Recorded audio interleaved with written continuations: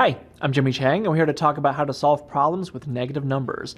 Now, we're going to talk about the four operations involving negative numbers, and you'll kind of see exactly how they're handled, so let's get right to it. Now, first we're going to address the addition of negative numbers when you have negative 6 plus negative 7.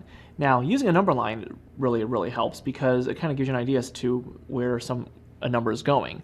Now, you're starting off with negative 6, and when you're adding a negative number to another negative number, it tells you that the number is going to continue on the negative path. So in this case, adding a negative 7 means it's going to go further negative 7 more places. So the idea here is going to keep on going in this direction. So what that means here is you're going to keep the negative sign, but then you're going to add the 6 and the 7, and you're going to have 13. So negative 6 plus negative 7 is going to be negative 13.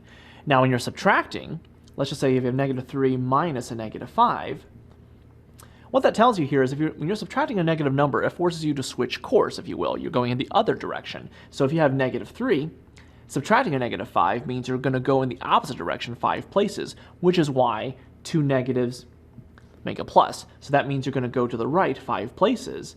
So 1, 2, 3, 4, 5.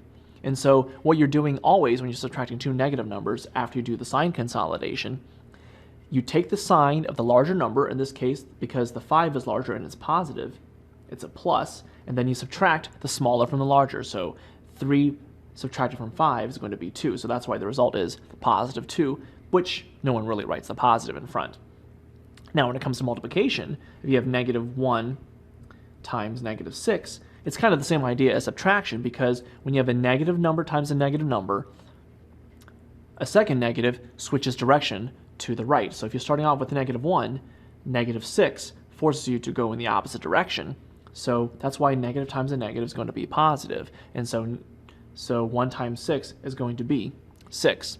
And similar logic occurs in division. If you have negative 9 divided by negative 3, negative and a negative is going to give you a positive. So negative 9 divided by negative 3 is really going to be positive 3.